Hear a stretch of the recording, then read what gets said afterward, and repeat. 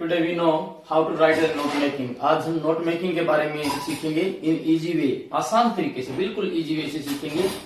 ये 11th and 12th class में question आता है, सेकंड क्वेश्चन होता है ये 8 मार्क्स का आता है,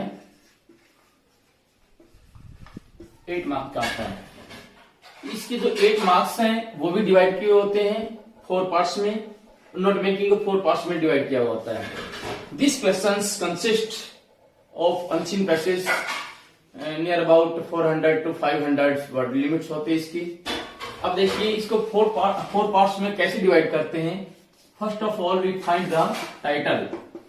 हम इसको टाइटल फाइंड आउट करते हैं जो 1 मार्क का होता है, 1 मार्क। सेकेंड एब्रिविएशन या keywords,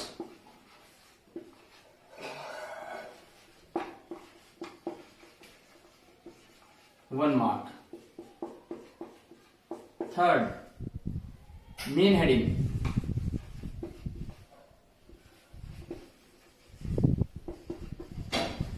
main heading.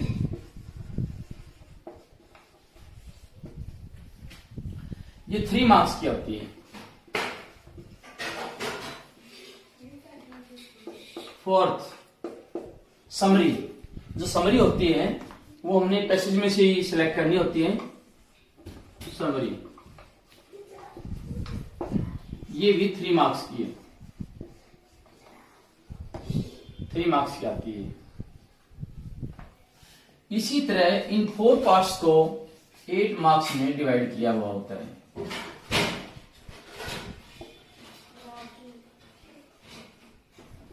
Eight marks में डिवाइड किया होता है। अब हम देखेंगे कि टाइटल कैसे फाइंड आउट करते हैं, कीवर्ड्स कैसे लिखते हैं, मेन हेडिंग क्या होती है, समरी कैसे करते हैं, बिल्कुल आसान तरीके से सीखेंगे।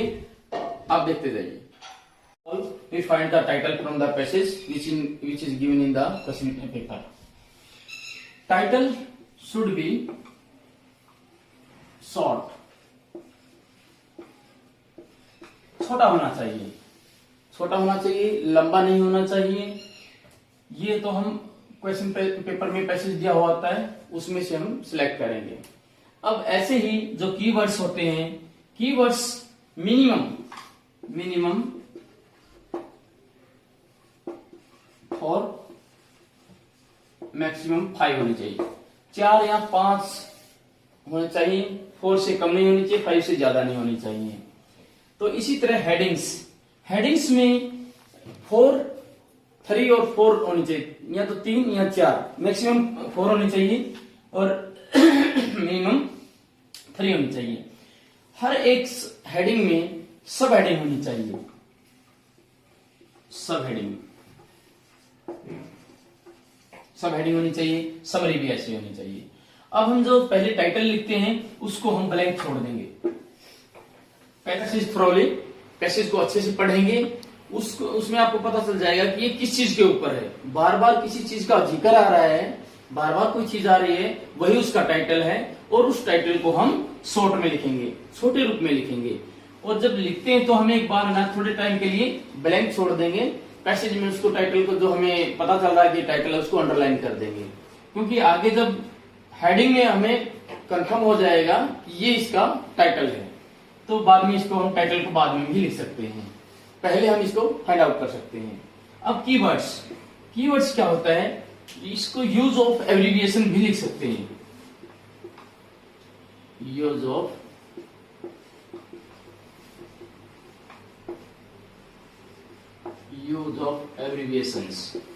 ऑफ एब्रिविएशंस भी लिख सकते हैं।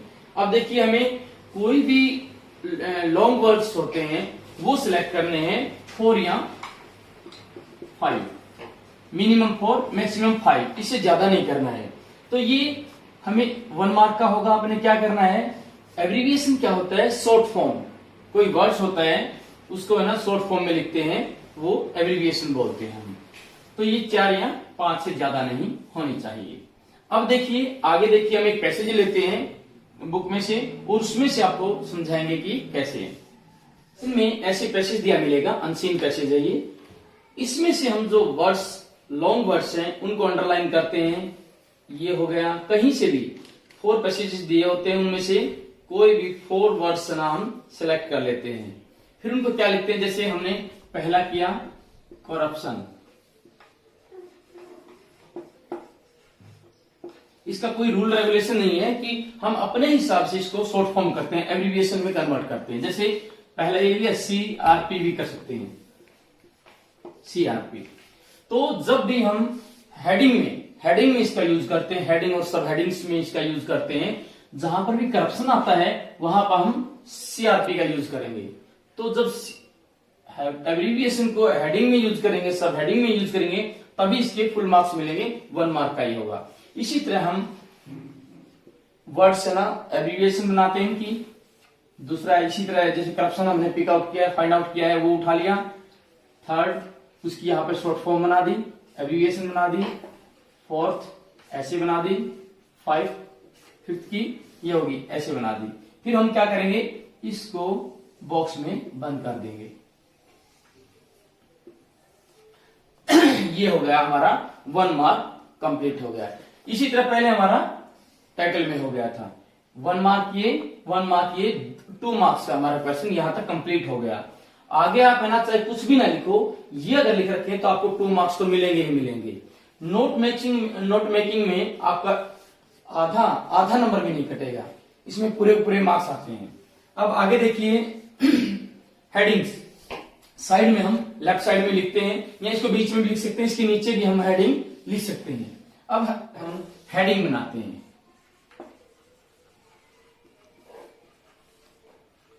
हेडिंग्स, इसको अंडरलाइन कर देंगे। हेडिंग्स अपनी मिनिमम 3 और मैक्सिमम 4 होनी चाहिए, क्योंकि ये 3 मार्क्स की आती है। तो हेडिंग को कैसे सिलेक्ट करेंगे, जैसे अपना फर्स्ट पैसेज है, इसमें से हम कोई भी एक सिलेक्ट कर लेंगे, एक सेंटेंस सिलेक्ट कर लेंगे। और ध्यान रहे पूरा का पूरा सेंटेंस हमने नहीं लिखना है। जैसे हमने ये पहला सेंटेंस कर लिया, पहला सेंटेंस हमने इसमें से ये लाइन अंडरलाइन कर ली क्वेश्चन पेपर में, एक इसमें से कर ली, 2 हो गई सब हेडिंग्स, फिर एक इसमें से 3 हो गई, फिर नेक्स्ट पैसेज में से 4 सब हेडिंग, मेन हेडिंग को हमने सेलेक्ट कर लिया। फिर देखिए हम लिखते हैं 1, इसको पूरे में नहीं करना है। जैसे पहले करप्शन इन वन फॉर्म और अनदर, करप्शन आया हुआ है, करप्शन में हमने सब हेडिंग्स उसमें एब्रिविएशन में CRP लिखा था। करप्शन इन वन फॉर्म,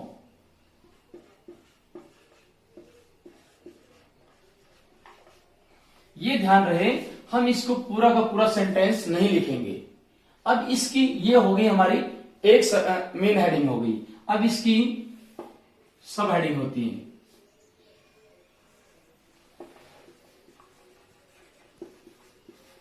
सब हेडिंग लिखने की जरूरत भी नहीं है। हम यहां पर क्या करेंगे, 1.1 इसी लाइन से रिलेटेड, इसी सेंटेंस से रिलेटेड आगे कोई लाइन है, हम वो लिख देंगे, एवरीवन एडमिट्स।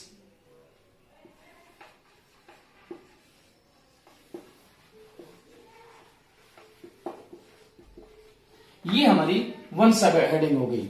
तो इसी तरह 1.2 इस सेंटेंस से रिलेटेड हमने आगे वाली सिलेक्ट करनी है। ऐसे ही 2-3 वर्ड्स में होनी चाहिए, मैक्सिमम 2 वर्ड्स या 3 वर्ड्स में होनी चाहिए।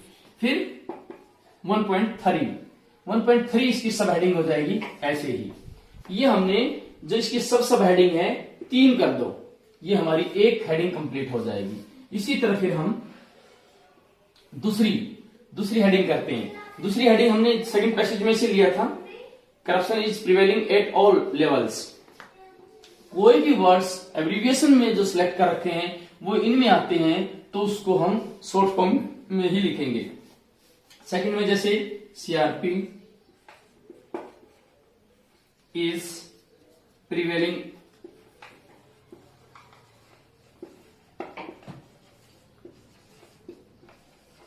एट ऑल, ये प्रीवेलिंग को हम मान लेते हैं, हम प्रीवेलिंग को हमने एब्रिविएशन में कर रखा है, तो इसकी जगह हम क्या करेंगे, PRV कर देते हैं, तो इसको शॉर्ट फॉर्म में यूज करेंगे।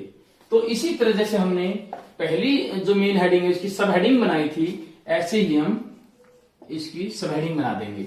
इस लाइन से, इस सेंटेंस से रिलेटेड जो लाइंस हैं वो हम यहां पर मेंशन कर देंगे। 2.1, 2.3, 2.3 तक ही होगा ये। ऐसे ये हेडिंग बनती है और सब हेडिंग्स। तो इस फिर नेक्स्ट होगी हमारी थर्ड हेडिंग होगी, उसमें भी हम थर्ड हेडिंग में भी सब हेडिंग बनाएंगे। फिर 4 होगी, मैक्सिमम हमने 4 लिखनी है, 4 राइट करनी है। 3 तक भी काम चल जाए क्योंकि ये 3 मार्क्स की होती है, सब हेडिंग्स और मेन हेडिंग। तो इसी तरह हमारी हेडिंग कंप्लीट हो जाती है। अब आगे हमारे 3 पोर्शंस कंप्लीट हो गए हैं। टाइटल हो गया है, फिर हमारा एब्रिविएशन हो गया है, हेडिंग हो गया है। अब हमें पता चल रहा है कि ये करप्शन के ऊपर है, करप्शन है, तो हम टाइटल में क्या लिख देंगे, करप्शन मेंशन कर देंगे। जो टाइटल है अपना, टाइटल में करप्शन मेंशन कर देंगे। ये हमारा, हम श्योर हो गए कि ये करप्शन ही है। हेडिंग के बाद में हम समरी राइट करते हैं। समरी जो हमारा पैसेज होता है उसका 1/3 करना होता है। जो मेन पॉइंट है, मेन बातें होती हैं वो हम लिखेंगे। ध्यान रहे, जो पैसेज दिया होता है, क्वेश्चन में पैसेज दिया हुआ होता है, उसका 1/3 हम लिखेंगे और ये 3 मार्क्स की आती है। 3 मार्क्स की आती है। तो यहां पर मार्क्स नहीं लिखने हैं आपने। जो you seen this board as your answer sheet, यहां पर बीच में हम समरी लिख देंगे। इसको एक आंसर शीट मान लो, बीच में समरी लिख दिया, अंडरलाइन कर दिया। फिर हम समरी यहां से स्टार्ट कर देंगे, लिखना शुरू कर देंगे। वो समरी 1/3 होना चाहिए पैसेज का। तो इसी तरह हमारा नोट मेकिंग कंप्लीट होता है। हाँ, एक बात ध्यान रखना है, जो एब्रिविएशंस है अपनी, वो समरी में यूज नहीं करनी है। एब्रिविएशंस को समरी में यूज नहीं करना है। हमने एब्रिविएशन को सिर्फ हेडिंग और सब हेडिंग्स में ही यूज करना है। तो इसी तरह हमारी जो नोट मेकिंग है कंप्लीट होती है। तो I hope you understand very well. Thank you.